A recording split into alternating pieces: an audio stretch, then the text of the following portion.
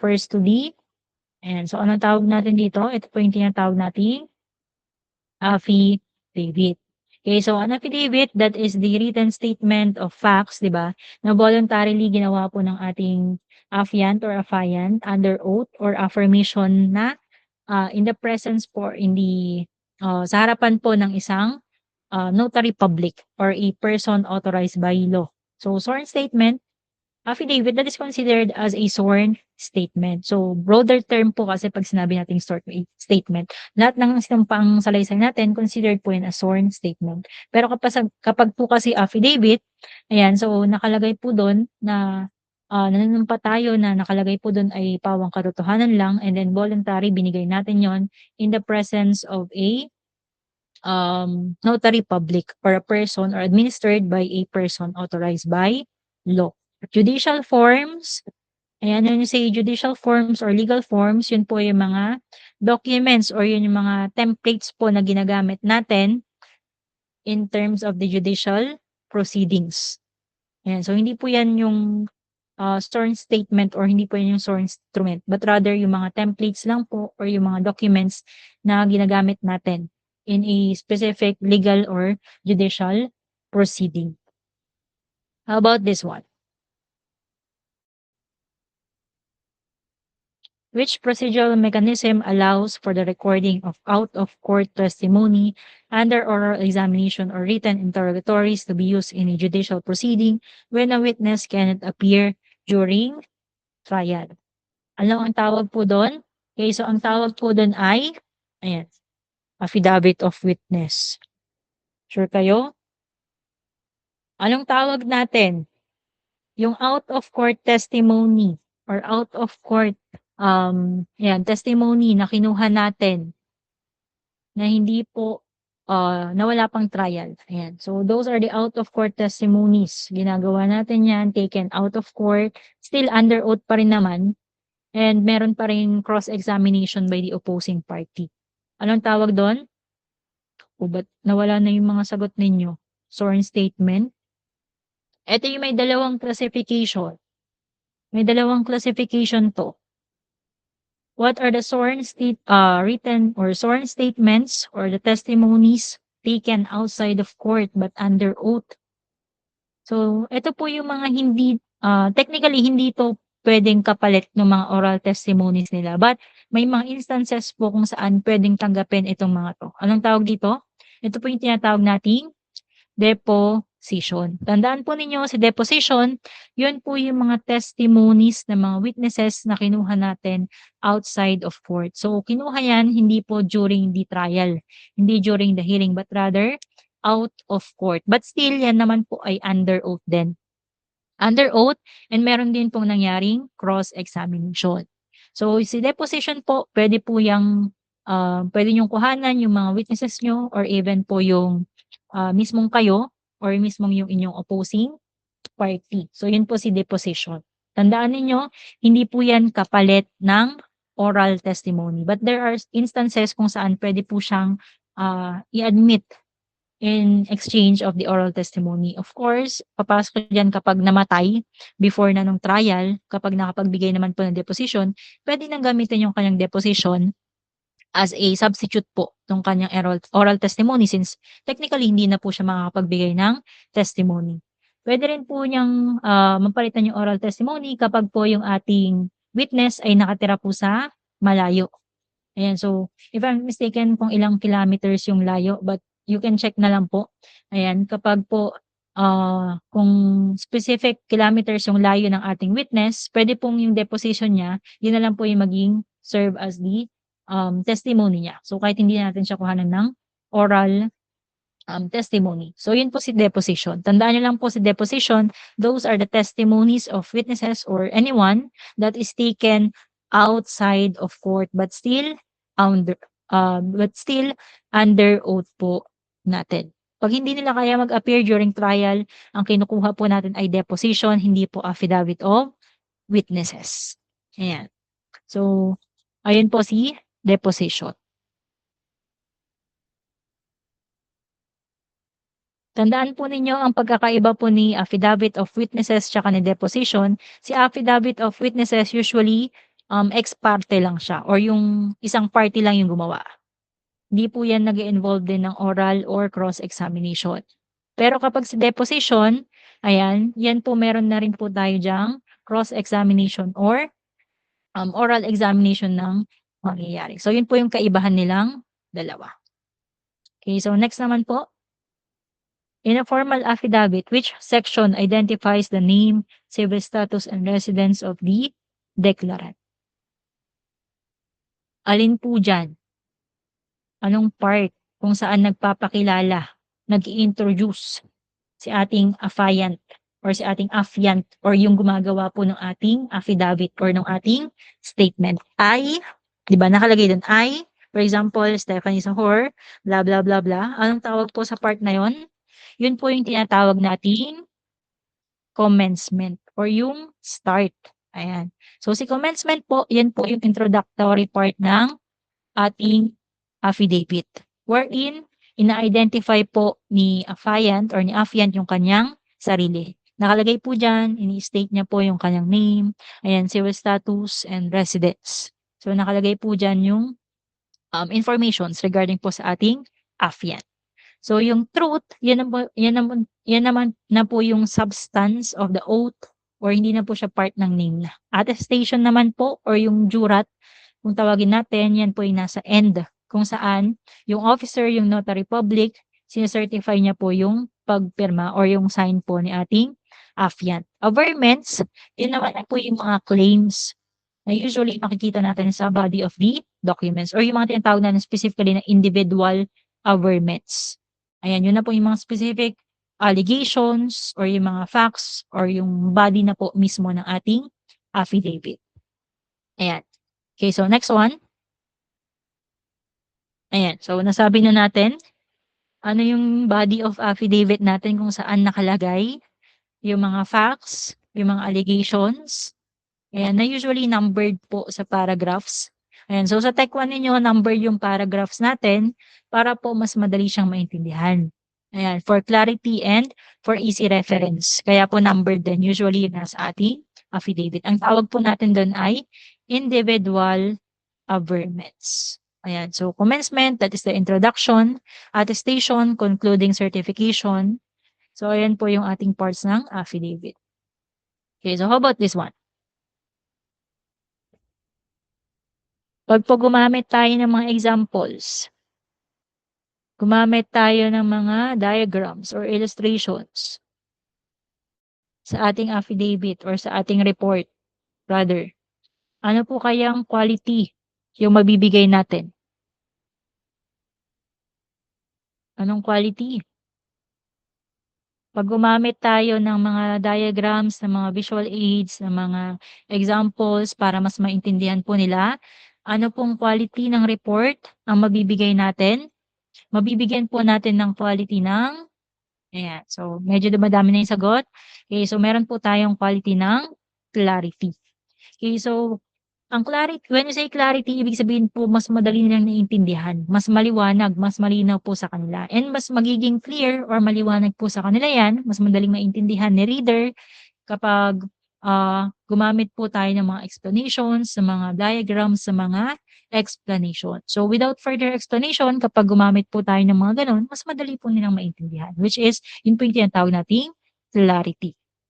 Kapag naman po brevity,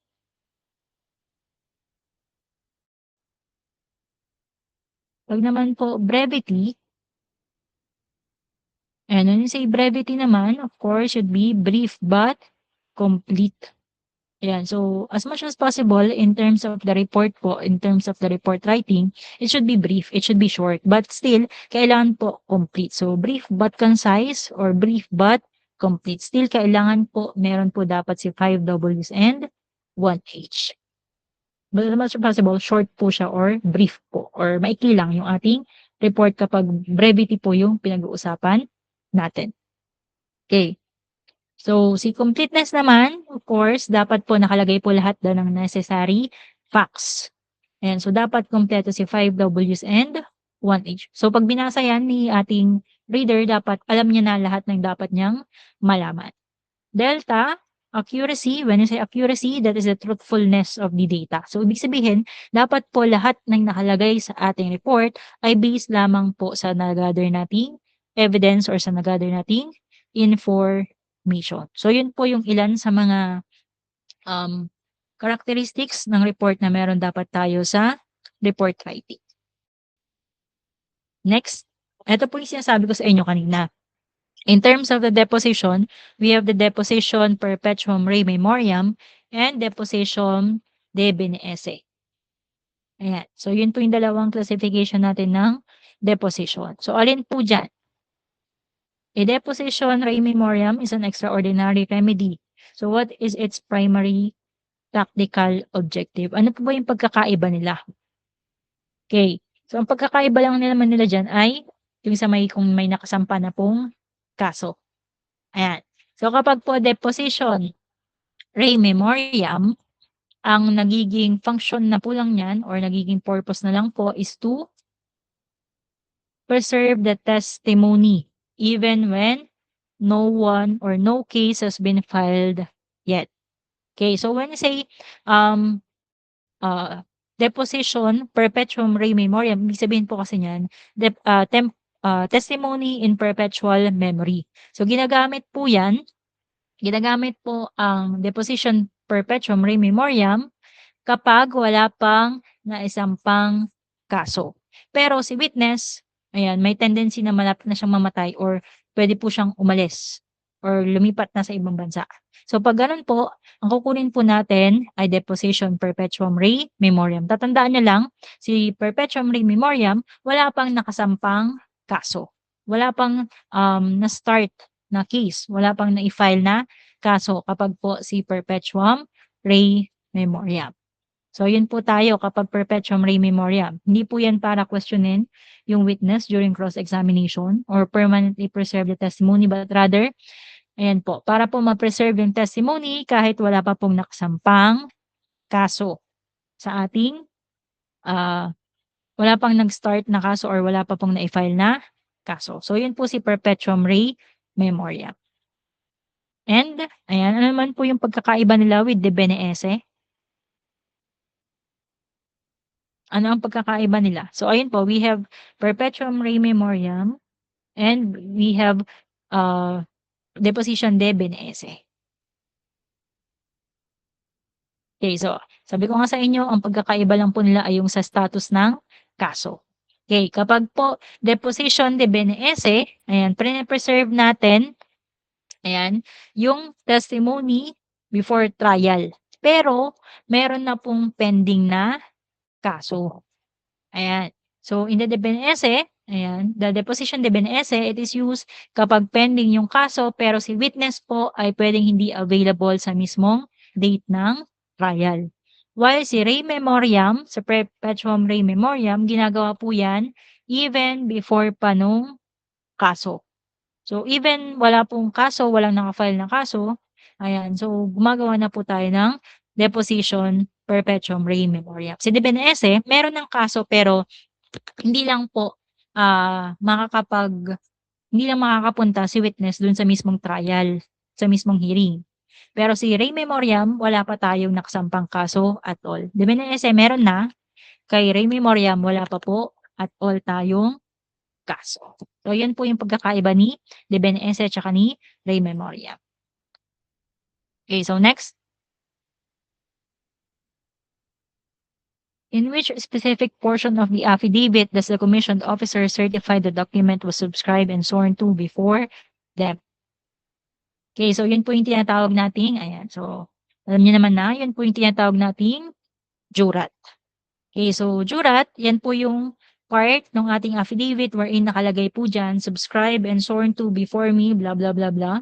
Ayan, so yun po, it proves na nag-take oath po sa harap ni notary public yung ating affiant or yung ating affiant. Ano po ang pagkakaiba ni jurat at ni acknowledgement? Si acknowledgement po, sine-certify lang po niyan na yung taong nag-sign sa document. Ayan, so sine-certify lang po niyan yung taong sumain or nag-sign sa ating document. Pero hindi po necessarily na sine-certify po ni acknowledgement yung katotohanan or yung truthfulness po nung nakalagay po sa kanyang statement. So yun po yung kaibahan nila. Kapag jurat na po kasi yung nakalagay diyan, it proves the oath of truthfulness. So ibig sabihin diyan, ayan yung ating affiant, ayan nag-take oath siya sa harap mismo ng notary public na pawang katotohanan lang po yung nakalagay sa kanyang affidavit. While kapag acknowledgement, ayan, sine-certify lang po niyan yung nag-sign po ng document. But hindi po niyan sine-certify na katotohanan po yung nakalagay dun sa ating document or sa ating affidavit. So yun po yung kaibahan ni acknowledgement tsaka ni jurat. Ayan. So si attestation naman po, and usually for witnesses yan or sa mga wills or sa mga deeds, and then signature of course, yan po um, yung signature ni affiant or no ating notary public. Okay, so next question. Why must an administrative memorandum adhere to the principle of brevity? Bakit po kailangan na brief lang po but concise? Ayan. So kailangan po yan na brief lang para sige basahin ng mabuti. Sagot kayo ng alpha, to make it concise and more detailed, to ensure prompt compliance or dissemination, to avoid confusion and delay action. Basahin pong mabuti ang mga choices. Basahin ng mabuti. Okay. The correct answer is to ensure prompt compliance or dissemination. Bakit hindi po A? Ayan. So contradicting po kasi. 'Di ba? To make it concise and more detailed. So detailed, ayan, so opposite po. Hindi naman puwede natin gawing detailed and at the same time, magiging concise siya. O 'pag ginawa natin yung detailed, of course, mas hahaba po siya. Si Charlie naman, ayan, so avoid confusion and delay action, of course, ano lang rin, contradicting rin. So, while it avoids confusion, ayan, so ang ginagawa po kasi natin kapag memorandum para mas mapabilis po natin yung ating, dissemination, 'di ba? Hindi po para i-delay yung action. To avoid including any instructions or directive, ayan. So, ang memo po ay usually for instruction. So, that is the most important part of the memo. Okay, so kaya po brevity yan, kaya po brief. Ayan, so dapat po brief yan para mas mabilis po nating ma-disseminate, mas mabilis pong magawa yung mga instructions or yung mga directives na nakalagay po sa ating memo. Kaya po kailangan po yan ay brief but concise or complete.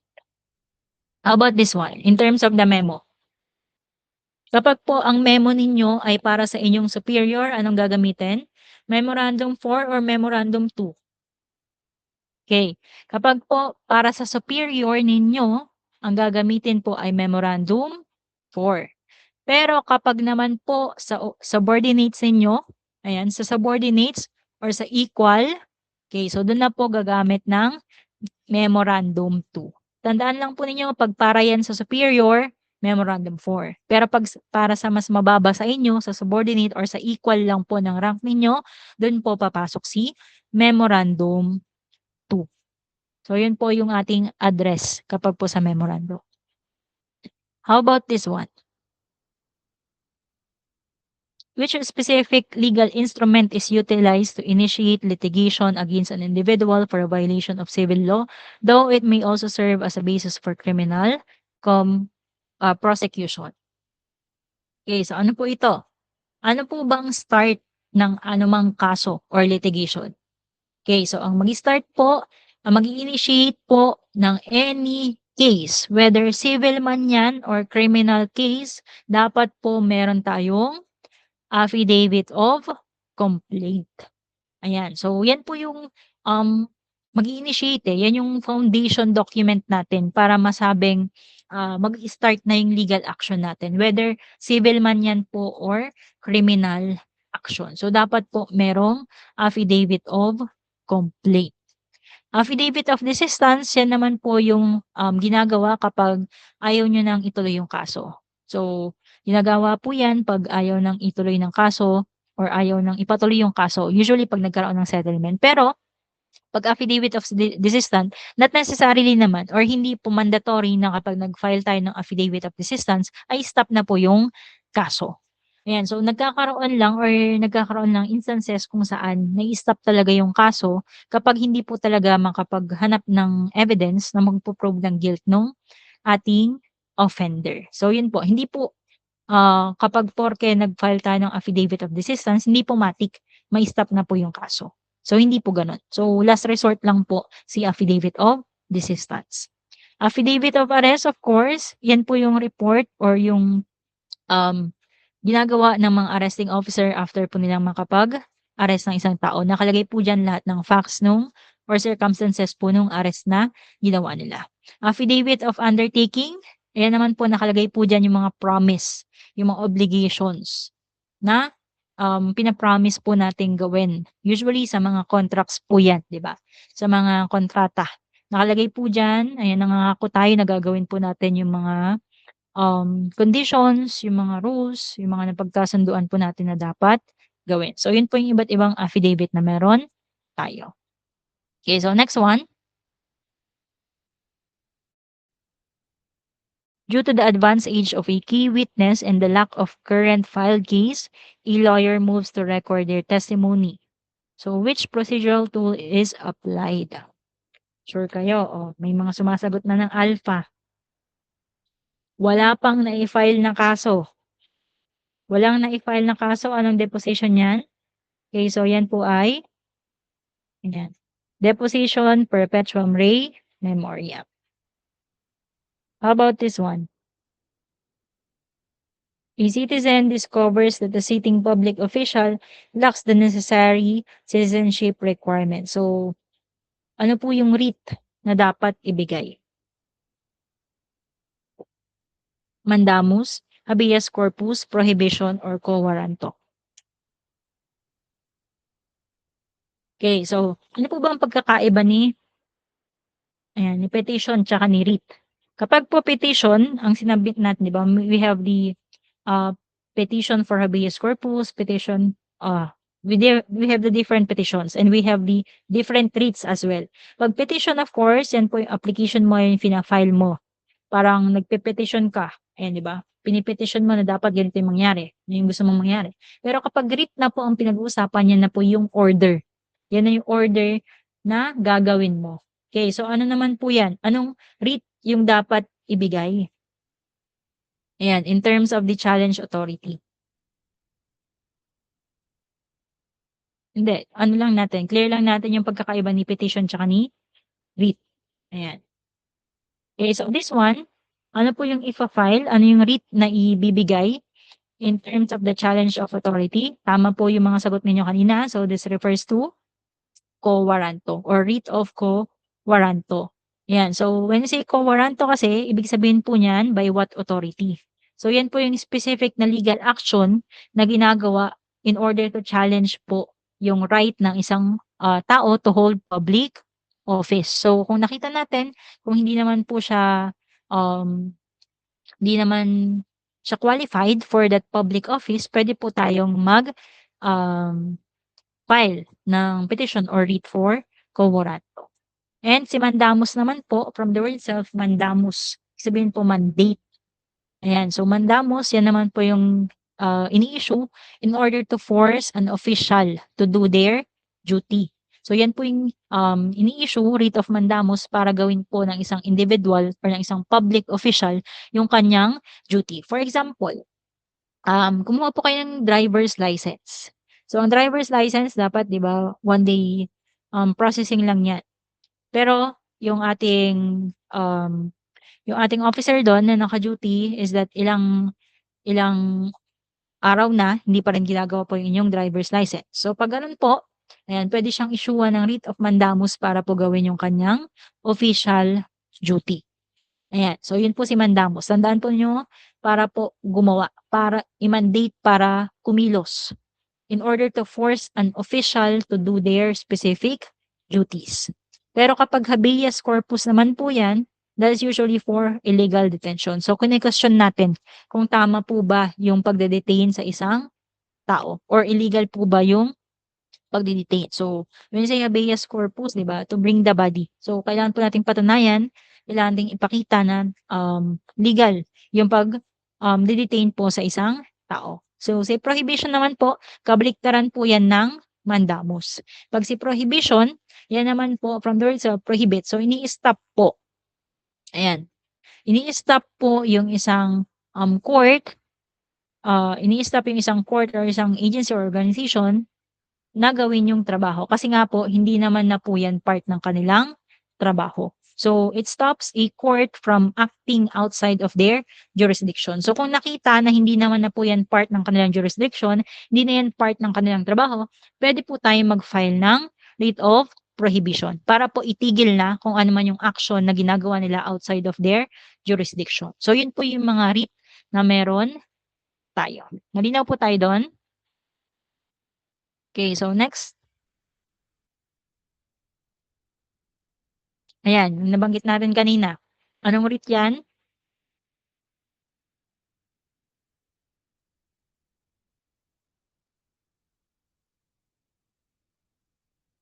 Anong writ yan?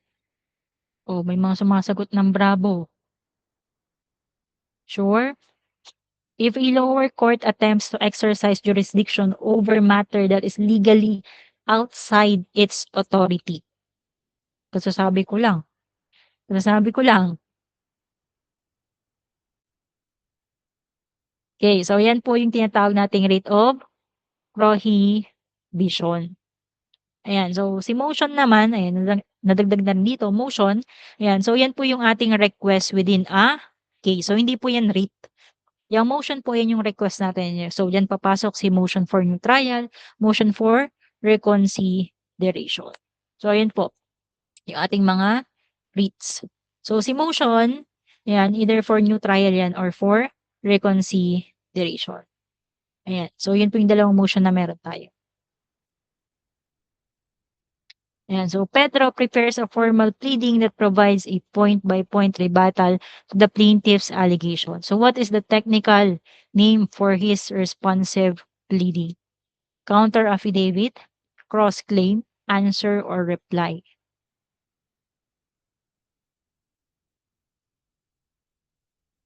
Formal trial or formal pleading? Sure kayo, counter affidavit yan. Sure. Are you sure? Prepares a formal pleading. Plaintiff. Sure. Okay. So, yan po ay tinatawag nating answer.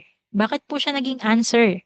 Okay, so when we're talking about answer, that is a formal responsive pleading where the defendant sets forth their defenses.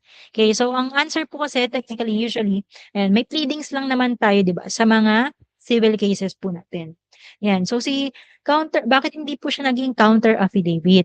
Okay, so si counter affidavit po kasi, usually ginagamit po yan during preliminary investigation. Hindi po siya during formal trial pleadings. And then, si cross-claim naman, ayan, ang cross-claim po, ginagawa po yan against a co-defendant. So, si answer, si cross-claim, tsaka si reply kasi, so, yung tatlong yan, usually sa civil cases lang yan. Ayan, so si reply naman po, ayan, that is the reply. When we're talking about reply, yan po yung plaintiff's response to the defendant's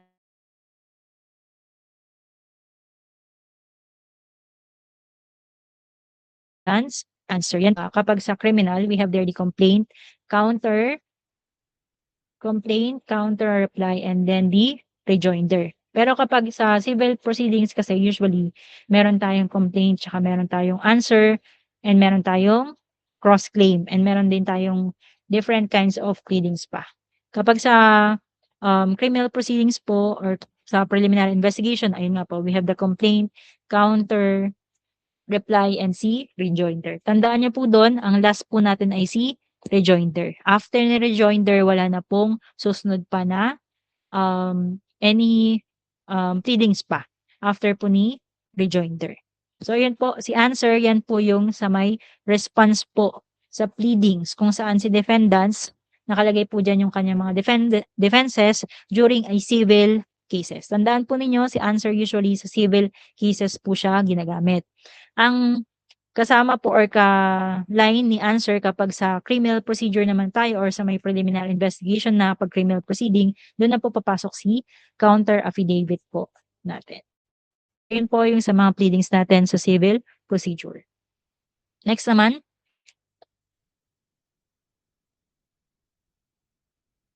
Ayan, ito yung nabanggit natin kanina. Anong kailangan kapag sa may detention? Ayan, para ma-determine kung legal po ba yung detention. Okay, so ayan po ay habeas corpus or you must bring the body, 'di ba? Yun nga po yung literal na translation ni habeas corpus. Writ po, ito writ. Ayan, sabi ko na nga eh. Ayan. Ayan, writ of habeas corpus. How about this one? Okay, so kapag po kasi 'di ba, kapag tayo ay nagkaroon ng affidavit, it should be notarized. 'Di ba? It should be notarized. And sino ang pwedeng mag-notarize? Yun pong sino? Pwede po yang notary public at notary public ex officio. Kapag ikaw ay isang member of the bar, kapag ikaw ay isang attorney and commission ka po, you are a commission or you are binigyan ka ng court para mag-administer ng oaths, ayan, ng mga witnesses and signature, ang tawag po sa'yo ay notary public. Ayan, notary public. Yan po yung mga commissioned officers natin or yung mga attorneys natin na pwede pong mag-administer ng notarization or mag-notarize ng mga documents. And then, pwede rin po si notary public ex officio. Kapag notary public ex officio, usually yun naman po yung mga government officials. Kung saan ang pwede lang po nilang inauthorize ay yung mga related po sa kanilang official duties or yung mga related po within their jurisdiction. So ayan po, it can be a notary public or it can be a notary public ex officio. Yung mga notary public, yun po talaga yung mga lawyers, yun yung mga attorneys na may kakayahan po or binigyan ng authority ng court to administer oaths or para magnotaryo. And then notary public official, by virtue of their duties, ayan, by virtue of their positions, gaya nga po ng government officials, they can notarize documents na related lang po sa kanilang mga official duties. So yun po yung dalawa. Okay, so next one. Which component of a subject to letter acts as the technical summary containing the office of the origin, date, and the routing channel? Ano po yung tawag doon?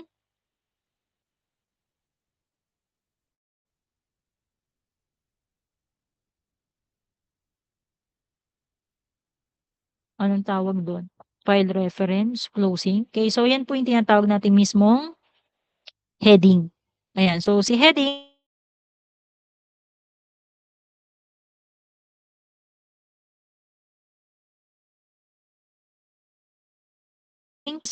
ayan, ganyan, kung anong office siya. And then po dyan yung ating letterhead, di ba? Yung from, to, attention, and the subject line. So included na po si letterhead sa ating heading. So kapag yan, the origin, the summary, and the date, the routing channel, included po yan lahat sa ating heading.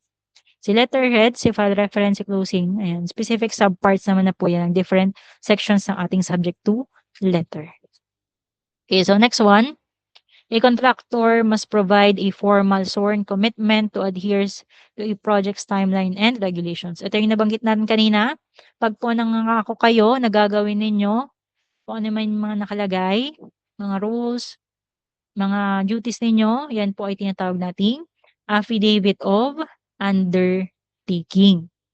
Affidavit of loss, of course, kapag Ayan, may mga nawala or nasira, nanakaw po na inyong mga gamit, pakagawan po or gagawan po dapat yan ng affidavit of loss para po i-declare na wala na po talaga kayong possession or nawala na sa inyo yung mga gamit po na yun or para ma-issuean po kayo ng, for example, yung mga driver's license, mga passport. So, kailangan po kasi yung affidavit of loss. Affidavit of denial for NBI clearance. Again, kapag po nagkaroon kayo ng hit sa NBI and then hindi naman po talaga kayo yung nakalagay or yung merong kaso, you can um, create po or pwede kayong magpagawa ng affidavit of denial for NBI clearance para po malinaw na hindi po kayo yung merong kaso sa NBI. Counter affidavit, that is your response po to the criminal accusation or sa ating complaint affidavit. So yun po for the Technical English 1 and 2. And so yun lang for Technical English 1 and 2. Any questions or clarifications po? And so medyo nag-extend na tayo ng so far since and so buti naman nabanggit ninyo na hindi po kayo na-discussan ng Tech 1 and 2 kanina para ma-recap din natin or ma-recall natin. So again, reminder po, ito po ay recap lang. So hindi po ito yung lalabas sa CFE ninyo. Okay, so baka gano'n na naman ang misconception eh. Ayan, so hindi po ito yung lalabas. So recall lang natin 'to para ma-review lang natin kung ano yung mga napag-aralan ninyo for the last months ninyo for the POA. Ayan, so ito po yung for Technical English 1 and 2 and the 4 remaining subjects sa CDI. Okay, so directives po kasi sa PowerPoint hindi po namin puwedeng i-share yung mga ganito, yung mga crash course lalo na po yung mga Q&A. So kanina yung mga may screenshots na lang po puwede niyo naman pong i-share sa mga kaklase po ninyo. Pero hindi kasi namin puwedeng i-send sa inyo yung mismong file po ng PowerPoint. Okay, so ayan, so as the end, ayan, so Ace the CFE guys, Ace the CFE warrior. So alam ko ang exam, itong CFE ninyo, hindi lang ito basta sa pagpasa ninyo. So, it's about proving to yourself that you can do hard things even when the word or world feels too loud and your mind feels too tired. So, meron sa inyo, alam ko,